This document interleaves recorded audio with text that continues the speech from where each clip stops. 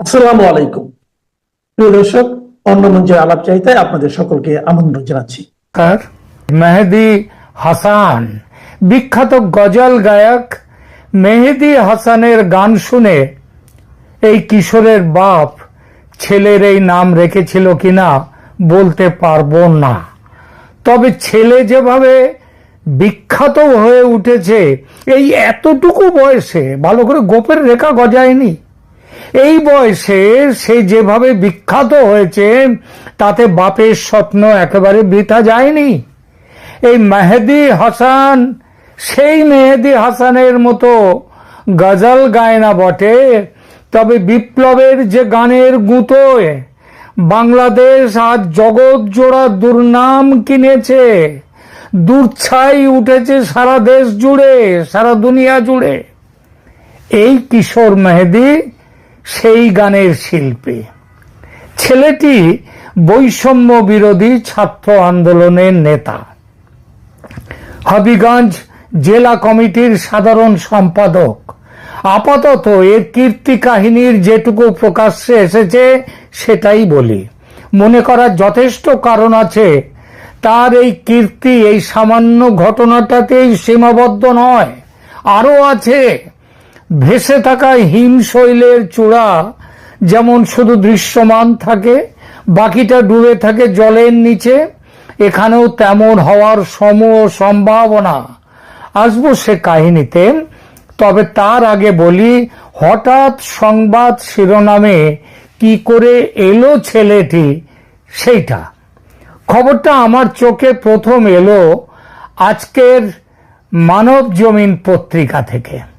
পত্রিকার হেডলাইন সংবাদ, বৈষম্য বিরোধী ছাত্র নেতা মেহেদী হাসান ভারতের দিল্লিতে, অভিযোগ নিরাপত্তাহীনতার। কি সুন্দর সংবাদ বলুন, যেন একটা মহান ব্যক্তি বৈষম্য বিরোধী ছাত্র নেতা দিল্লিতে এসছে, এখানে নিরাপত্তা পাচ্ছে না, এইটা অভিযোগ, আর কোনো গল্প নেই। কিন্তু বিস্তারিত সংবাদে তো আর পুরোটা চাপা যায়নি, সেখানে কি লেখা হয়েছে সেটা একটু পড়ি। একেবারে যা লেখা আছে সেইটাই পড়ি। বাংলাদেশের বৈষম্য বিরোধী ছাত্র নেতা মেহেদী হাসান এই মুহূর্তে ভারতের রাজধানী দিল্লিতে অবস্থান করছেন। একটি ধারণকৃত ভিডিওতে তাকে দিল্লির ডিএফএস সেন্টারে দেখা গেছে। 17 ফেব্রুয়ারির এই ভিডিও সমাজ মাধ্যমে ছড়িয়ে পড়ার পর তিনি হুমকি ফোন পাচ্ছেন বলে অভিযোগ করেছেন। নিজে নিরাপত্তাহীনতায় রয়েছেন বলে জানিয়েছেন। বাংলাদেশের হাই কমিশনেও তার উদ্বেগের কথা জানিয়েছেন বলে জানা গেছে। হাসিনা বিরোধী বিক্ষোভ চলাকালীন ছাত্রনেতা মেহেদী হাসান এক পুলিশ কর্মকর্তাকে খুনের ঘটনায় শিরোনামে উঠে এসেছিলেন। বানিয়াচক থানা ও এসআই সন্তোষ চৌধুরীকে পুড়িয়ে দেওয়ার ঘটনা সম্পর্কে বক্তব্য নিয়ে সমালোচনার মুখে তাকে গ্রেপ্তার করা হয়। পুড়িয়ে দেওয়া মানে পুড়িয়ে ছেড়ে দিয়েছে তা নয়, পুড়িয়ে মারা হবে কথাটা। সেই পুড়িয়ে মারার ঘটনায় তাকে গ্রেপ্তার করা হয়। আবার গ্রেপ্তার হওয়ার একদিন পরই জামিনও পেয়ে গিয়েছিল অভিযুক্ত ছাত্রনেতা। মেহেদীর বিরুদ্ধে পুলিশের কাজে বাধা দেওয়ার অভিযোগে মামলা রুজু হয়েছিল। মামলাটা রুজু হয়েছিল কিন্তু পুড়িয়ে মারার সময় নয়। পরে তিনি থানায় গিয়ে পুলিশ অফিসারকে আঙুল তুলে তাকে রীতিমতো ধমকি দিয়েছিলেন। কি তেজ ভাবুন তো, গোপটেনি ভালো করে। যাই হোক, তো সেই অভিযোগতে মামলা রুজু হয়। আচমকা তার ভারতে আসার খবর প্রচারিত হওয়ার পর প্রবল কৌতূহল তৈরি হয়েছে। তবে বিভিন্ন সূত্রে জানা গেছে ফিনল্যান্ডের ভিসার আবেদন করতে সে ভারতে এসেছে। সে কি পাস করেছে, এরই মধ্যে গোপটেনি, এরই মধ্যে কি লেখাপড়া শিখে ফেললো যে একেবারে ইউরোপে ফিনল্যান্ডে যাচ্ছে। আসলে সেটা এখানে লেখেনি, পালাচ্ছে, সেটা নিয়ে পরে আসছে। উল্লেখ্য সংবাদে আরো লেখা হয়েছে উল্লেখ্য, বৈষম্য বিরোধী ছাত্র আন্দোলনের এক সদস্যকে পুলিশের হাত থেকে ছাড়াতে শায়েস্তাগঞ্জ থানায় গিয়েছিল সংগঠনটির হবিগঞ্জ জেলা শাখার সাধারণ সম্পাদক মাহাদি হাসান। এই যে ছাত্রটিকে ছাড়াতে গিয়েছিল তারও একটা ইতিহাস আছে। সে ছাত্রলীগের নেতা ছিল। ছাত্রলীগ কার? আওয়ামী লীগের ছাত্র সংগঠন। কিন্তু ওই সময়ে, বিপ্লবের সময়ে সে কি ছিল জানা যায় না, তবে পরবর্তীকালে তাকে পুলিশ ধরেছিল অপারেশন ডেভিল হান্টে। সেখানে গিয়ে ছাত্রলীগের কার্যকর্তা হিসেবে তার নাম খুঁজে পেয়েছিল, তাই পুলিশ তাকে ধরে। কিন্তু এই মেহেদী হাসান সে সেখানে গিয়ে বলে, পুলিশের ওখানে গিয়ে বলে যে এ আমাদের লোক, একে ছাড়িয়ে দেন, ছেড়ে দেন। এবং পুলিশ অফিসার রাজি না হলে তাকে আঙুল উঁচিয়ে শাসায়। তো এরপরে বলছেন মানব জমিন, হাসিনা বিরোধী বিক্ষোভ চলাকালীন ঘটনা উল্লেখ করে তিনি বলেন, এইখানটায় তিনি নিজে মুখে বলছেন, বালিয়াচং থানায় কিন্তু আমরা পুড়িয়ে দিয়েছিলাম থানা। এসআই সন্তোষ চৌধুরী, তাকে কিন্তু জ্বালাই দিয়েছিলাম। এই ভিডিও সোশ্যাল মিডিয়ায় ছড়িয়ে পড়তে শুরু হয় বিতর্ক। এই আবহে মাহাদি হাসানকে শোকজ নোটিশ পাঠান বৈষম্য বিরোধী ছাত্র আন্দোলনের দপ্তর সম্পাদক। হ্যাঁ, শোকজ নোটিশ পাঠিয়েছিলেন, কিন্তু তারপরে কি হয়েছিল আগে খবরটা পড়ে নেই। পরে তাকে বাড়ি থেকে গ্রেপ্তার করে নিয়ে যায় পুলিশ, এবং যদিও সে জামিনে ছাড়া পেয়ে যায়। প্রশ্নটা হচ্ছে যে তাকে বলছে যে তাকে আন্দোলনে তাকে শোকজ করে, কেন তুই মুখ ফুটে স্বীকার করলি আমি খুন করেছি? এই অপরাধে তাকে শোকজ।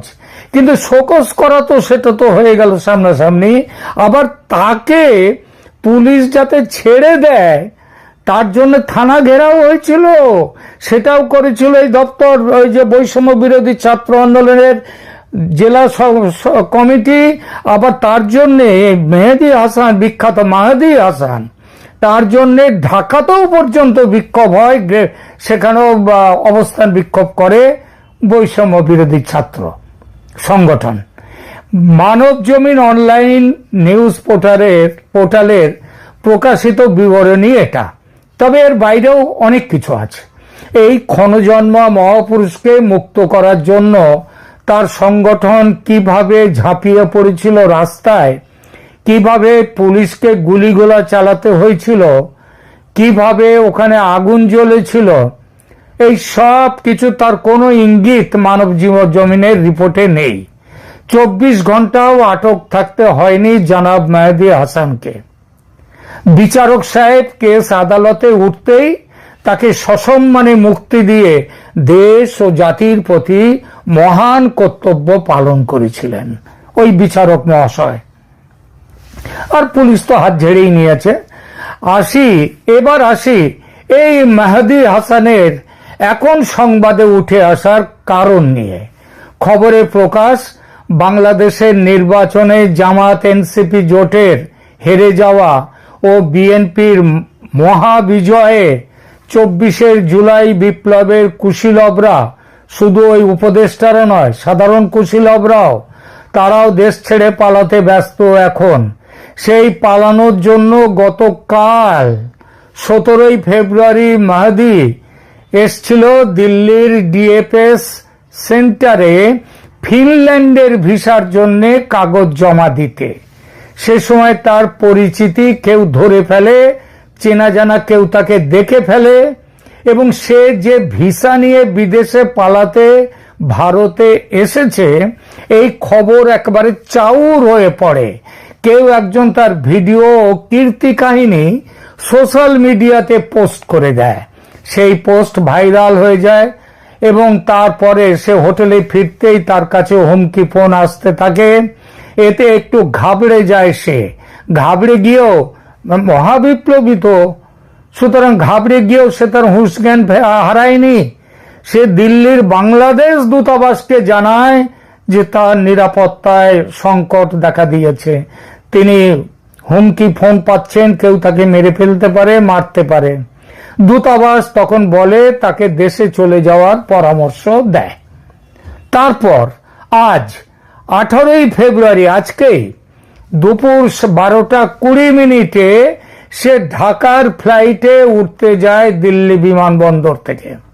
দিল্লি বিমানবন্দরের ইমিগ্রেশন পুলিশ তাকে আটক করে, তবে সংবাদে প্রকাশ ঘণ্টাখানেকের জিজ্ঞাসাবাদের পর তাকে আবার ছেড়েও দেয়। এই ছেড়ে দেওয়াটা নিয়ে যদিও ভারতের সোশ্যাল মিডিয়ায় নানা প্রশ্ন উঠছে, কারণ তার বিরুদ্ধে ছাড়তে বাধ্য হয় পুলিশ দিল্লির, কারণ তার বিরুদ্ধে ভারতে কোনো মামলা নেই। আর সে বাংলাদেশেও থেকে ওই ঝাঁপানো পাসপোর্ট বা অবৈধভাবে ভারতে আসেনি, সে বৈধ পাসপোর্ট নিয়েই, ভিসা নিয়েই ভারতে এসেছিল। আর বাংলাদেশও ফ্যাসিস্ট হাসিনার পুলিশ পুড়িয়ে মারার যে মহান কাজ যারা করেছে তাদের বিরুদ্ধে তো মামলা হবে না। তারা তো ইনডেমনিটি পেয়ে বিচার প্রক্রিয়ার ঊর্ধ্বে উঠে গেছে, তাদের কোনো বিচার হবে না। সুতরাং বাংলাদেশে বা মামলা কেন হবে? হ্যাঁ, সে পরে থানায় গিয়ে পুলিশকে ভয় দেখিয়েছে, এইটাই তো, পুলিশের সাথে বাজে ব্যবহার করেছে। কিন্তু এ তো আগুনের ছেলে, সে পুলিশের সাথে ঝগড়া না করলে হবে কি করে? আর দেশটা তো তখনও, মানে কয়েকদিন আগে পর্যন্ত দেশটা তো তাদেরই দখলে ছিল, তখনও তো বিএনপি জেতেনি এবং তারা তখনও সমানে রাজত্ব করে যাচ্ছে। সুতরাং মামলার প্রশ্ন বাংলাদেশে ছিল না। আর দিল্লি পুলিশ, এখানেও তো তার বিরুদ্ধে কোনো মামলা নেই। সুতরাং বিপ্লবের এই মহান সন্তানকে দিল্লি পুলিশ আটকাবে কোন আইনে? প্রতিবেদনের শুরুতে একটা কথা বলেছিলাম, হয়তো মনে আছে আপনাদের, বলেছিলাম এই ছেলেটা বাংলাদেশের এক বিশেষ কালখণ্ডের প্রতীক। কালখণ্ডটি হলো বিগত 18 মাস। শান্তির নোবেল জয়ী মহাপুরুষ, তিনিও আর এক ক্ষণজন্মা, যদিও বয়স 90-এর ধারে, কিন্তু তিনি এখনো 50 বছর বেঁচে দেশ শাসনের ইচ্ছা প্রকাশ করেছিলেন কিছুদিন আগেও। সুতরাং সেই দেশটিকে, শান্তির নোবেল জয়ী মহাপুরুষ ইউনূস দেশটিকে বিচারহীন কোন মৃত্যু উপত্যকায় পৌঁছে দিয়েছেন। বিচারহীন মৃত্যু উপত্যকা এখন বাংলাদেশ, এমন দেশটি কোথাও খুঁজে পাবে না কো তুমি। তাতে মাহদী হাসানের এই কীর্তি কাহিনী সেটাই চোখে আঙুল দিয়ে দেখিয়ে দিচ্ছে যে দেশটাকে কি করেছেন মোহাম্মদ ইউনূস এবং এই তথাকথিত জুলাই বিপ্লব। এরপরে যদি বলেন কেউ মা কি ছিলেন আর কি হইয়াছেন, আমার বাংলাদেশ কি ছিল আর কি হয়েছে, কেউ খুব একটা ভুল হবে কি? আইন আর রাজনীতির মারপ্যাচে পড়ে আইসিইউতে চলে গেছে অধ্যাপক ইউনূস এবং আলী রিয়াজের বহু নাটকের ফসল জুলাই সনদ। সাথে ঝুলে যেতে পারে গণভোটের রায়ের বাস্তবায়ন। নিরঙ্কুশ সংখ্যাগরিষ্ঠতা পেয়ে বিএনপির সংসদ সদস্যরা সংবিধানে বিধান নেই দাবি করে সংবিধান সংস্কার পরিষদের সদস্য হিসেবে শপথ নেননি। তাতে সংসদের সবচেয়ে শক্তিশালী পক্ষটি থেকে পরিষ্কার রাজনৈতিক অনিয়া দেখা দেওয়ায় তৈরি হয়েছে অনিশ্চয়তা। আবার পরপর 2 দিনে উচ্চ আদালতে 2টি রিট হয়েছে গণভোট আর জুলাই জাতীয় সনদের বৈধতা নিয়ে। আইন বিশেষজ্ঞরা মনে করছেন জুলাই সনদ তৈরির সময় এই সনদ ও গণভোট নিয়ে যে সাংবিধানিক এবং আইনি প্রশ্নগুলো বিএনপির পক্ষ থেকে তোলা হয়েছিল সেগুলো নিয়ে এখন আইনজীবীরা গিয়েছেন আদালতের কাছে। বিশেষজ্ঞরা মনে করছেন সংবিধানে কোথাও রাষ্ট্রপতির আদেশ জারির ক্ষমতা নেই। এই এক প্রশ্নে জুলাই জাতীয় সনদ সংবিধান সংস্কার আদেশ বড় প্রশ্নের মুখে পড়বে আদালতে। আর সাংবিধানিক এই প্রশ্নে হাইকোর্ট পেরিয়ে আপিল বিভাগের ফুল বেঞ্চ যদি একই মত দেয় তাহলে একই সাথে জুলাই সনদ এবং গণভোট অকার্যকর হয়ে যেতে পারে। সেজন্য আইনবিদরা মনে করেন গণভোটের রিটের চেয়ে জুলাই সনদ নিয়ে যে রিটটি হয়েছে সেটির গ্রাউন্ড গুলো অনেক বেশি শক্তিশালী। আবার সরকারে থাকা বিএনপি তাদের 31 দফা এবং নির্বাচনী ইস্তিহার অনুযায়ী সংস্কার প্রস্তাব বাস্তবায়ন করতে চায়। সে কারণে সরকার পক্ষের সম্মতি থাকলে হাইকোর্টে করা দুটি রিট সামনের দিনগুলোতে বেশ নাটকীয়তার জন্ম দিতে পারে। এমনকি উচ্চ আদালত যদি স্টে অর্ডার দেয় তাহলে সংসদ বসলেও বিষয়টি স্থগিত হয়ে যেতে পারে। নিজের পছন্দসই রাজনৈতিক দলগুলো নিয়ে অধ্যাপক ইউনূস গঠন করেছিলেন জাতীয় ঐকমত্য কমিশন। অনেক বিতর্ক আর নাটকের পর এই কমিশন বানায় জুলাই জাতীয় সনদ। 2025 সালের 17 অক্টোবর 20টিরও বেশি রাজনৈতিক দল এই সনদে সই করে। এতে মোট 84টি সংস্কার প্রস্তাব করা হয়েছে, যার মধ্যে 47টির জন্য সংবিধান সংশোধন প্রয়োজন। উল্লেখযোগ্য প্রস্তাবগুলোর মধ্যে আছে প্রধানমন্ত্রীর মেয়াদের সময়সীমা সর্বোচ্চ 10 বছর নির্ধারণ এবং রাষ্ট্রপতির ক্ষমতা বাড়ানো। তবে জুলাই সনদ বাস্তবায়ন কিভাবে হবে তা নিয়ে দলগুলোর মধ্যে তীব্র মতবিরোধ দেখা দেয়। এরপর গত 13 নভেম্বর ত্রয়োদশ জাতীয় সংসদ নির্বাচনের দিনই গণভোট আয়োজনের সময় দিয়ে জুলাই জাতীয় সনদ বাস্তবায়ন আদেশ জারি করা হয়। এই গণভোট নিয়েও ছিল বিএনপির বিরোধিতা। সেই বিরোধিতাকে অগ্রাহ্য করে শেষ পর্যন্ত গত 12 ফেব্রুয়ারি জাতীয় সংসদ নির্বাচনের দিন গণভোট অনুষ্ঠিত হয়। গণভোটে হ্যাঁ জয়যুক্ত হয়, কিন্তু বিসমিল্লাতি হোঁচট খায় জুলাই সনদের বাস্তবায়ন প্রক্রিয়া। কারণ বাংলাদেশের ত্রয়োদশ জাতীয় সংসদ নির্বাচনে বিজয়ীরা সংসদ সদস্য হিসেবে শপথ নিলেও সংবিধান সংস্কার পরিষদের সদস্য হিসেবে শপথ নেননি বিএনপির সাংসদরা। তাতে জুলাই সনদের বাস্তবায়ন নিয়ে অনিশ্চয়তা দেখা দিয়েছে। রাষ্ট্রপতির জারি করা জুলাই জাতীয় সনদ সংবিধান সংস্কার বাস্তবায়ন আদেশ অনুযায়ী গণভোটে হ্যাঁ বিজয়ী হলে নির্বাচিত সংসদ সদস্যরা একই সাথে সংবিধান সংস্কার পরিষদের সদস্য হিসেবে কাজ করবেন। 60 সদস্যের কোরাম হলেই এই পরিষদ কাজ করতে পারে। আদেশে বলা আছে, গণভোটে হ্যাঁ বিজয়ী হলে সংসদ নির্বাচনের ফল ঘোষণার পর 30 পঞ্জিকা দিবসের মধ্যে যে পদ্ধতিতে জাতীয় সংসদের প্রথম অধিবেশন আহ্বান করা হবে, অনুরূপ পদ্ধতিতে পরিষদের প্রথম অধিবেশন আহ্বান করা হবে। তবে বিএনপি এ পরিষদের সদস্য হিসেবে শপথ না নিলেও জামাত এবং এনসিপির 77 জন নির্বাচিত সদস্য একই সাথে সংসদ সদস্য ও সংবিধান সংস্কার পরিষদের সদস্য হিসেবে শপথ নিয়েছেন। বিএনপি স্থায়ী কমিটির সদস্য সালাউদ্দিন আহমেদ শপথের দিন দলীয় এমপিদের উদ্দেশ্যে বলেছিলেন, তারা কেউ সংবিধান সংস্কার পরিষদের সদস্য নির্বাচিত হননি এবং সংবিধানে এখনো এটা ধারণ করা হয়নি। গণভোটের রায় অনুযায়ী সংবিধান সংস্কার পরিষদ গঠিত হলে সেটা সংবিধানে আগে ধারণ করতে হবে এবং সংবিধান সংস্কার পরিষদের সদস্যকে কে শপথ পড়াবেন সেটার বিধান করতে হবে। এমন ফর্ম সংবিধানের 3য় তফসিলে আসবে। সেগুলো সাংবিধানিকভাবে সংসদে গৃহীত হবার পরে সংবিধান সংস্কার পরিষদের সদস্যদের শপথ নেওয়ার বিধান করা যাবে। তারেক রহমানের উপস্থিতিতে সালাউদ্দিন আহমেদ এই কথা বলেছিলেন। বিশ্লেষকরা মনে করেন, প্রথম দিনেই বিএনপির পক্ষ থেকে বার্তা দেওয়া হয়েছে দলটি সংবিধানের বাইরে গিয়ে কোনো কিছু করতে চায় না। এমন বার্তা তারা জাতীয় ঐকমত্য কমিশনের বৈঠকে একাধিকবার দিয়েছিল। বিএনপির এই রাজনৈতিক বার্তা কয়েকদিনের মধ্যে জুলাই সনদ আর গণভোটকে কোর্টের দুয়ারে নিয়ে গেছে। 18 ফেব্রুয়ারি জুলাই জাতীয় সনদ অবৈধ ও সংবিধানের সঙ্গে সাংঘর্ষিক ঘোষণার নির্দেশনা চেয়ে হাইকোর্টে রিট দায়ের করা হয়েছে। এই রিট দায়ের করেন সুপ্রিম কোর্টের আইনজীবী ইউনূস আলী আকন্দ। রিটে জাতীয় ঐকমত্য কমিশন, মন্ত্রিপরিষদ সচিব, আইন মন্ত্রণালয়ের সচিব ও প্রধান নির্বাচন কমিশনারকে বিবাদী করা হয়েছে। আগামী সপ্তাহে বিচারপতি রাজিক আল জলিলের নেতৃত্বাধীন হাইকোর্ট বেঞ্চে রিট আবেদনটির উপর শুনানি হতে পারে বলে জানিয়েছেন আইনজীবী। তিনি bdnews24.com কে বলেন, জুলাই জাতীয় সনদ কেন সংবিধানের সঙ্গে সাংঘর্ষিক ঘোষণা করা হবে না সে বিষয়ে রুল নিষ্পত্তি না হওয়া পর্যন্ত জুলাই জাতীয় সনদের কার্যকারিতা স্থগিতের নির্দেশনা চাওয়া হয়েছে। আইনজীবী ইউনূস আলী আকন্দ দ্য ডেইলি স্টারকে বলেছেন, প্রজাতন্ত্রের সংবিধানে এ ধরনের জুলাই সনদের কোনো বিধান নেই।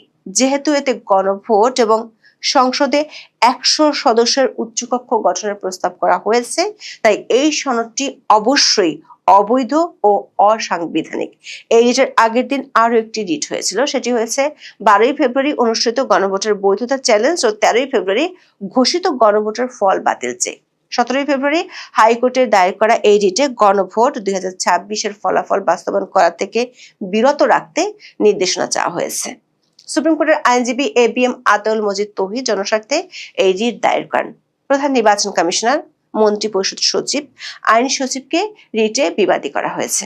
বিচারপতি ফাতেমা নজিব ও বিচারপতি AFM সাইফুল করিমের সমন্বয়ে গঠিত হাইকোর্ট বেঞ্চে আগামী সপ্তাহে রিটের উপর শুনানি হতে পারে বলে জানান আবেদনকারী আইনজীবী। আইনজীবীরা বলছেন, জুলাই সনদের বৈধতা চ্যালেঞ্জ করে যে রিটটি হয়েছে সেটিতে যদি রিটকারী জিতে যান তাহলে গণভোট এবং এর ফলাফল স্বয়ংক্রিয়ভাবে বাতিল হয়ে যেতে পারে, কারণ জুলাই সনদের জন্যই গণভোট হয়েছিল। দর্শক, আমাদের বিশ্লেষণ হলো, জুলাই সনদ সবচেয়ে বড় যে সাংবিধানিক প্রশ্নটির মুখে পড়বে সেটি হলো জুলাই সনদ বাস্তবায়ন প্রক্রিয়ার জন্য যে গণভোট সেটি রাষ্ট্রপতির অধ্যাদেশে নয়, আদেশে করা হয়েছে। সংবিধানের 93 অনুচ্ছেদ অনুযায়ী রাষ্ট্রপতির অধ্যাদেশ জারির ক্ষমতা থাকলেও আদেশ জারির কোনো ক্ষমতা নেই। ঐকমত্য কমিশনের সাথে বৈঠকে বিএনপির স্থায়ী কমিটির সদস্য সালাউদ্দিন আহমেদ এই বিষয়টি তুলে ধরেছিলেন, কিন্তু আলী রিয়াজের কমিশন বিষয়টি বিবেচনায় না নিয়ে নিজেদের মতো করে বাস্তবায়ন প্রক্রিয়ার জন্য রাষ্ট্রপতির আদেশ জারি করেন। আইনের ব্যাখ্যা দিয়ে মঞ্জিল মোর্শেদ BBC বাংলাকে বলেছেন, যে অধ্যাদেশে গণভোট হয়েছে সেটা হয়েছে রাষ্ট্রপতির নামে জারি করা একটি আদেশের উপর নির্ভর করে। এভাবে অধ্যাদেশ হতে পারে কিনা সেটি নিয়ে আইনি প্রশ্ন রয়ে গেছে। আবার এই অধ্যাদেশকে বা গণভোটকে বৈধতা দিতে হলে সংসদে উত্থাপন করে পাশ করতে হবে। বিএনপি এখন সেটা সংসদে তুলবে কি না সেটা দেখার জন্য অপেক্ষা করতে হবে। জুলাই সনদের আরেকটি বড় দুর্বলতা যেটি আদালতে কড়া প্রশ্নের মুখে পড়বে সেটি হলো এই সনদের অঙ্গীকারনামার 3 নম্বর পয়েন্টটি, যেখানে বলা হয়েছে জুলাই সনদের বৈধতা ও প্রয়োজনীয়তা সম্পর্কে কোনো আদালতে প্রশ্ন উত্থাপন করা যাবে না। নাগরিকদের প্রশ্ন তোলার অধিকার গণতন্ত্রের মূল ভিত্তি। কোনো গণতান্ত্রিক দেশে এমন কোনো ব্যবস্থা থাকতে পারে না যেটা নিয়ে প্রশ্ন তোলা যাবে না, যাকে চ্যালেঞ্জ করা যাবে না। যেখানে সংবিধান নিয়ে প্রশ্ন তোলা যায় সেখানে জুলাই সনদ নিয়ে কেন প্রশ্ন তোলা যাবে না? বিশেষজ্ঞরা মনে করেন জুলাই সনদ নিজেই নিজের ইনডেমনিটি দাবি করেছে এবং নিশ্চয়তা দিয়েছে, যেটি অযৌক্তিক এবং অগ্রহণযোগ্য। আইনজীবীরা বলছেন এটি দেশের জনগণের মৌলিক মানবাধিকারের লঙ্ঘন। সংবিধানের 7-এর 1 ধারায় বলা হয়েছে, গণপ্রজাতন্ত্রী বাংলাদেশের প্রজাতন্ত্রের সকল ক্ষমতার মালিক জনগণ এবং সংবিধানই প্রজাতন্ত্রের সর্বোচ্চ আইন। এছাড়া 7-এর 2 ধারা বলছে, এই সংবিধানের পরিপন্থী কোনো আইন বাতিল এবং অকার্যকর গণ্য হবে। অর্থাৎ যদি কোনো সনদ বা ঘোষণা সংবিধানের বাইরে যায় তা আইনগতভাবে বাতিলযোগ্য এবং অসাংবিধানিক। তাই জুলাই সনদ সংবিধানের বাইরে গিয়ে সংবিধান পরিবর্তনের যে বিকল্প রূপরেখা তৈরির চেষ্টা করেছে সেটিকে বেআইনি ও অসাংবিধানিক হিসেবে ঘোষণা করতে পারে উচ্চ আদালত। গণভোটের বৈধতা চ্যালেঞ্জ করে দায়ের করা রিটটিতে বলা হয়েছে, অন্তর্বর্তী সরকার কোনো সার্বভৌম কর্তৃপক্ষ বা কোনো সাংবিধানিক সভা বা গণপরিষদ নয়, বরং এটি একটি সাংবিধানিক ট্রাস্টি যা কঠোরভাবে সাংবিধানিক সীমার মধ্যে থাকতে বাধ্য। অন্তর্বর্তী সরকারের শপথ আনুষ্ঠানিক নয়, বরং এটি একটি সাংবিধানিক বাধ্যবাধকতা যা ভঙ্গ করা সংবিধান লঙ্ঘনের শামিল। একটি স্পষ্ট সাংবিধানিক কাঠামো, বিস্তৃত গণভোট আইন অথবা বিধিমালা, স্বচ্ছতা, নিরপেক্ষতা, সমান অংশগ্রহণ এবং ভোটারদের অবহিত করে সম্মতি নিশ্চিত করা ছাড়াই 12ই ফেব্রুয়ারি গণভোট হয় বলে রিটে উল্লেখ করা হয়েছে। বলা হয়েছে, এ ধরনের বিষয় বাদ দেওয়া এবং গণভোট পরিচালনা জনগণের সার্বভৌমত্বকে সরাসরি ক্ষতিগ্রস্ত করেছে, যার সংবিধানের মৌলিক কাঠামো। রিটের যুক্তিতে বলা হয়, সংবিধানই দেশের সর্বোচ্চ আইন যা অন্তর্বর্তী সরকার সহ রাষ্ট্রের সব অঙ্গের জন্য বাধ্যতামূলক। সাংবিধানিক অনুমোদন ছাড়া ক্ষমতার যে কোনো চর্চা নিয়ম বিরুদ্ধ ও বাতিলযোগ্য।